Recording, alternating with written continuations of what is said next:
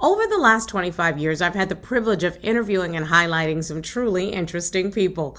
Everyone who is anyone, both the famous and the infamous, from presidents and their first ladies to kings and queens, movie stars and pop stars, captains of industry, heads of state, sports personalities, innovative entrepreneurs, and some pretty fascinating everyday people.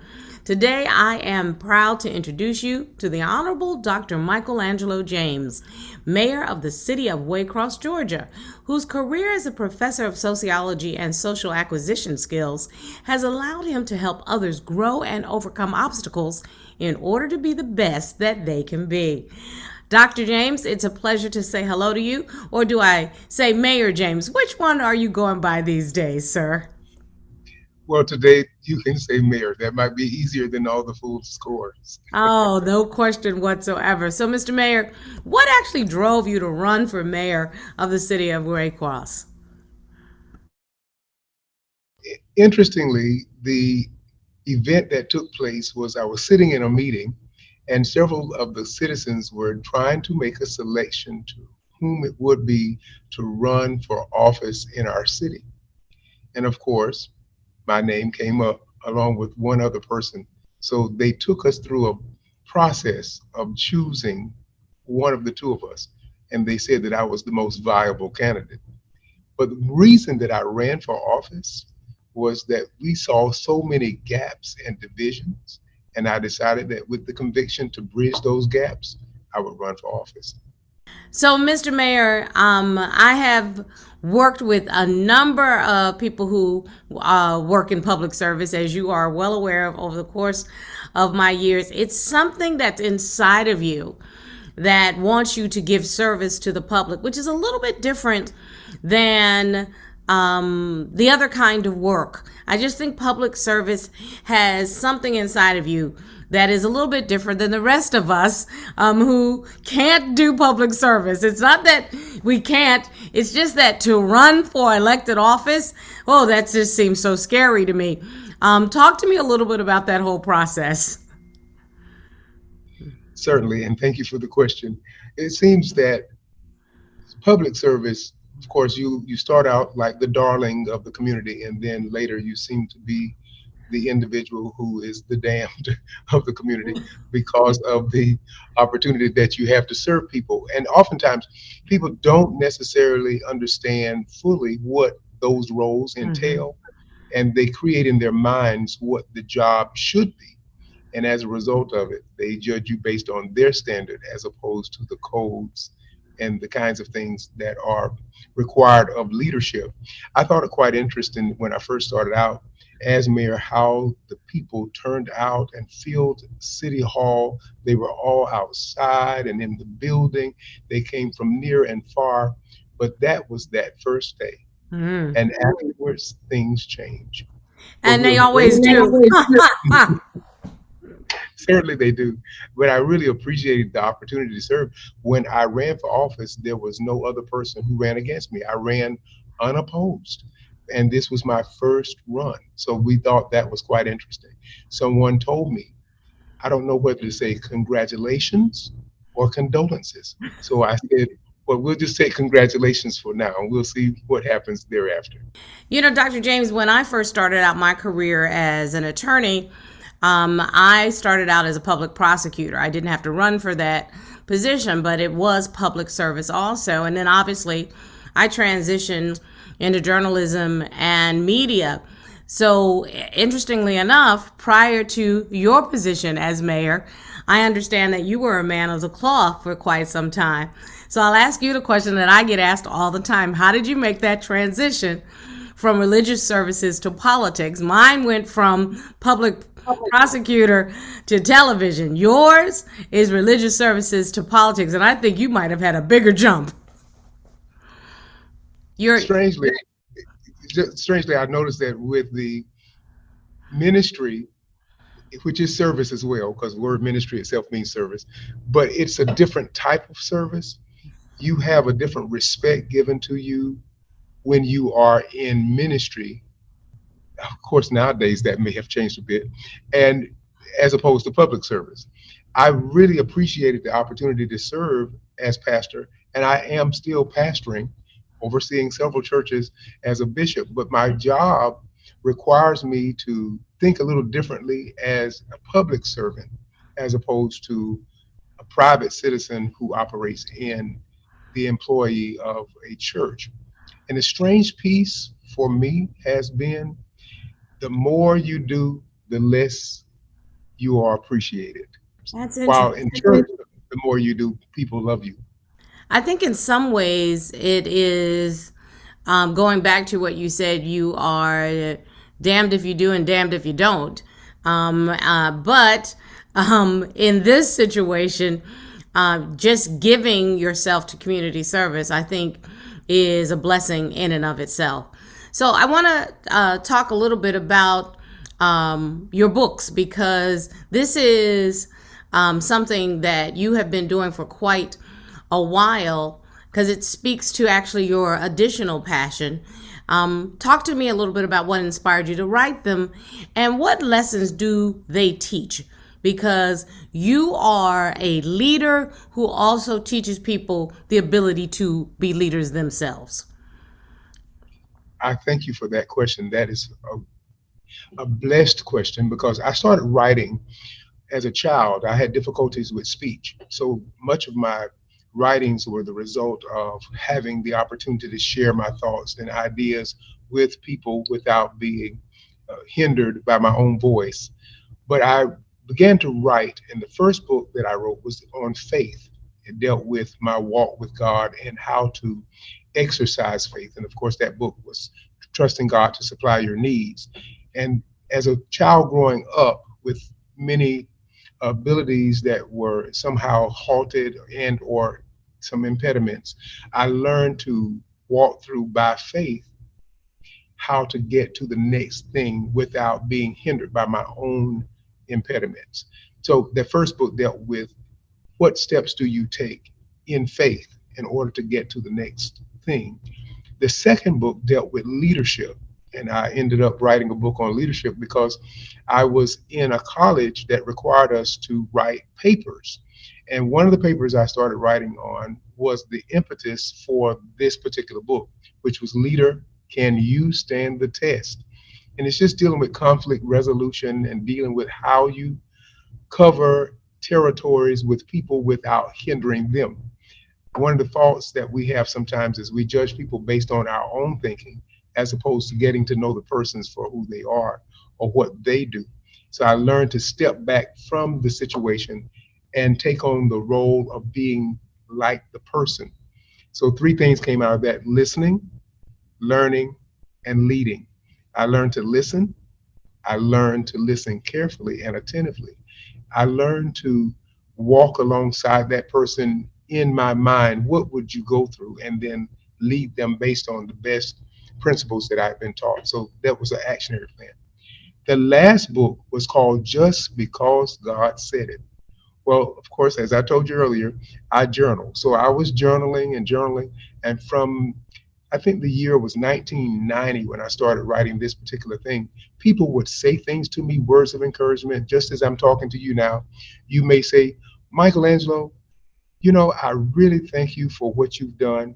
And I just get this impression that you're going to be doing something differently. Well, I write that down, put a date on it, put it in my journal. Well, I documented from 1990 to 2008 all of these thoughts and ideas people shared with me. And it gave me an idea. It went along with that second book on listening, but also with the first book on faith. The more I listened to them, the more my faith was increasing regarding myself. And I began to follow some of those things as a map to where I am presently. So I never thought about being a mayor or any of those kinds of things, but people said, I can see you doing that. And when they would say that, I ended up doing those things. And now I go back to it and they'll tell me, don't you remember when I told you? I said, go to the book just because God said it. And there are some of your words listed in the book. So you have been highlighted. And that seems to be the reason for the three books that have been written. And they've served as a good role or rubric for me to help other people. And a fantastic roadmap for other people's desires, dreams, aspirations. I think that the lessons that you are teaching in each one of those books is something that we all can use for a roadmap for our short term and our long term goals. So now let me turn to your work in the community. Obviously, as a pastor, you're connected to the community. As a mayor, you're connected to the community. How do you stay grounded in those two different kinds of connections, but by the same token, also take some time for yourself and your family so that you don't lose that personal space that we all find is necessary? That is a great question, and I'm asked that question quite regularly. I am a father, and I have a, an awesome son whose birthday it is coming up on this coming Friday. And I have seven grands and one great grand at this point.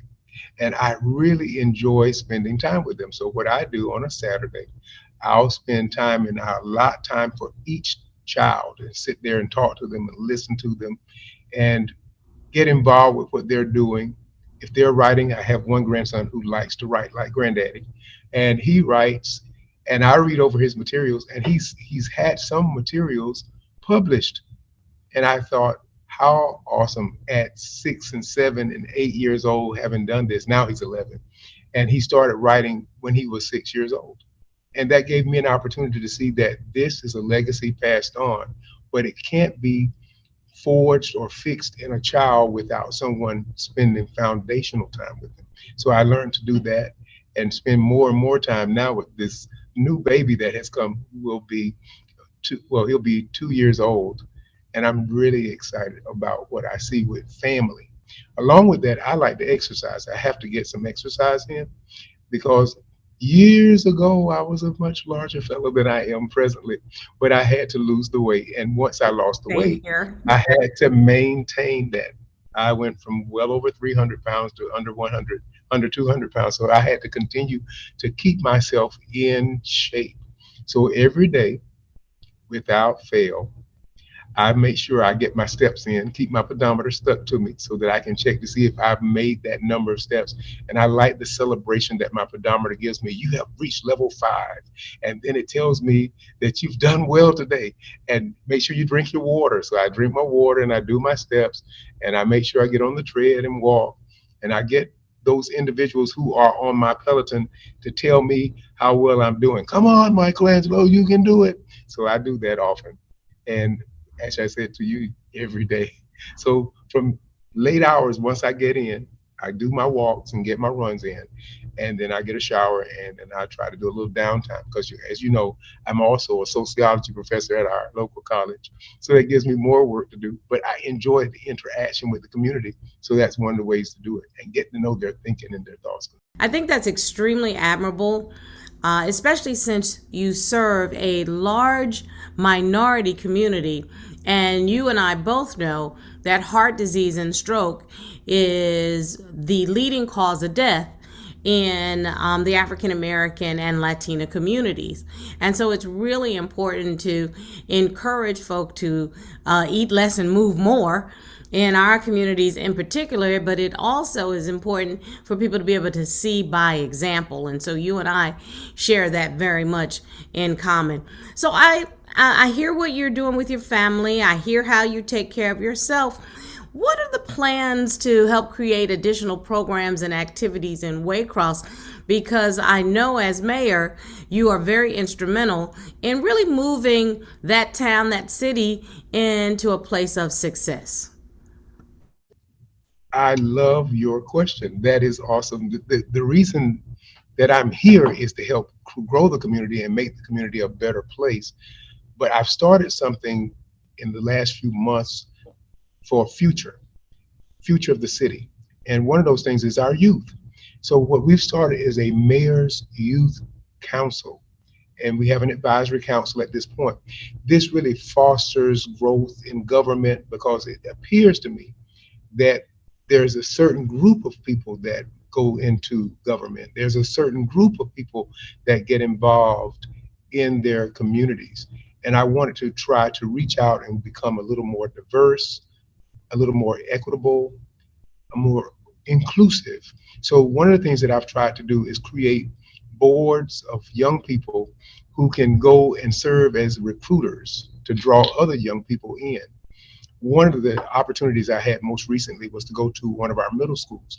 And in the middle school, they have four houses or four groups of young people who are in charge, and they have different shirts or colors that they wear. But it's four families in one house. And that makes it a good idea to see the advisory board, get those young people involved.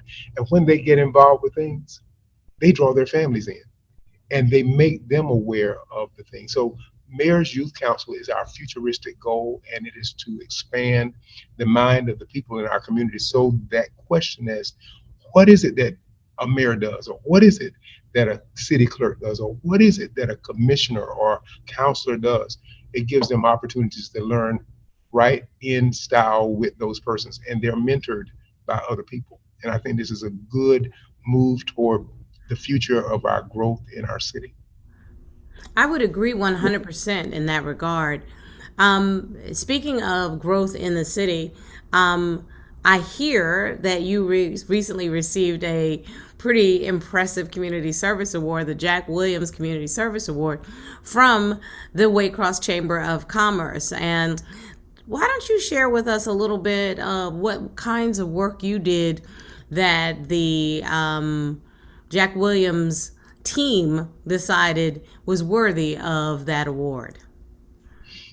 Thank you for that question. I was so floored when I received that award because no one of my pew, no one of my gender at that time had won anything of that sort.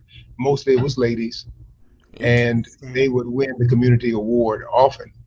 But that particular day, when they said my name, I didn't know what started this, but I recognized what happened afterwards. An individual nominated me for the award based upon the work that I do in our community. For many years, I give scholarships to young people to go to college. And so I've been doing that since mid 90s, 1995 to be exact. And so every year we give out a scholarship for students to get their books or some of their materials and that kind of thing.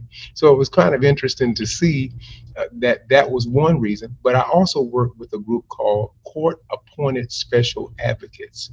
And this is for children. I'm not a guardian ad litem, but my job is to go into homes of foster children and help hear their voices and give their voice to the court to let them know what this My child husband does desires to that do. also. That's exactly what my husband does. That is awesome. I love doing it. Matter of fact, I've gotten several awards as a CASA, and I thought that was one of the other reasons why. But then, along with that, I took some children in and raised them. I took about 9 children, raised them up, and now they are adults with children, and they have a tendency oftentimes to make reference to me when they're doing something. And my goal at that time was to help get them on the proper track in order for them to grow and become viable citizens in the community. And they have become phenomenal citizens, from real estate agents to politicians, those who worked in the military. So I've seen growth in many ways. And this was some of the high points, or some of the high points that they highlighted in the call. And then the gentleman says, and he works all the time ringing the bell for Salvation Army. So they pay attention to you. So I do things all over the community. I try to stay involved with everything. Just before this meeting today, we had a legislative luncheon with our senators, our House of Representatives, and some of our local uh, governing officials were in the meeting. And I said, I have an interview. I'll have to leave, but I don't mind doing the Pledge of Allegiance and the invocation. So I stood and I said, I'm Dr. Michael-Angelo James, and I serve as the 66th mayor of the city of Waycross since the year 1884. And they started laughing and clapping. And afterwards, we said the grace. And when he says, now you may go through the double doors, I went through the double doors, but in a different direction. So I made sure I was on time for Charlie. Ah, so I don't know how you do all of this. That's called in my community a Renaissance man. Okay, so you are doing so many different things. I almost hesitate to ask this because you don't have any more time in your schedule. But what are the plans for the future? The plans for the future, hopefully, I will be able to do more research as a sociology professor and get more things written about our community because many times people have things that they've done, but no one's documenting, no one's keeping a record of it. And I think if it's not written, it didn't happen in the mind of many people. So our goal now is to document not only my family and my friends, but also the overall overarching city. What has this city done? One of the things that I thought was a little bit different when I came into office, we didn't know how many mayors there were. We didn't know what year all these things had begun. The city itself started in 1820, but it was not until 1874 that they established a government and incorporated it. It was not until 1884 that they created a municipal governing factor or form. So now my goal is to document it and go by each mayor's name and find pictures and put things together. So I found a historian who will assist me with writing. And this is going to be something, one of my future goals, to keep the mind of the people focused on the things that we have done. Because oftentimes people, if they don't know what you've done, they think you've done nothing. But if you can show them what we have done, how we have progressed through the years, this is going to be one of those endeavors that may be a little longer than my lifetime, but it will be a continuous thing. Finally, Dr. James, let me ask you, what is the one thing that you'd like the viewer of this video feature to walk away with today? Don't limit yourself.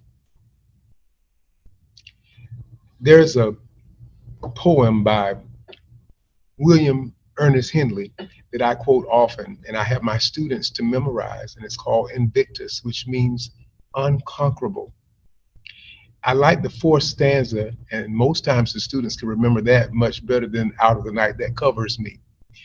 But when we get to that last stanza, it says, "It matters not how straight the gate, how charged with punishment the scroll.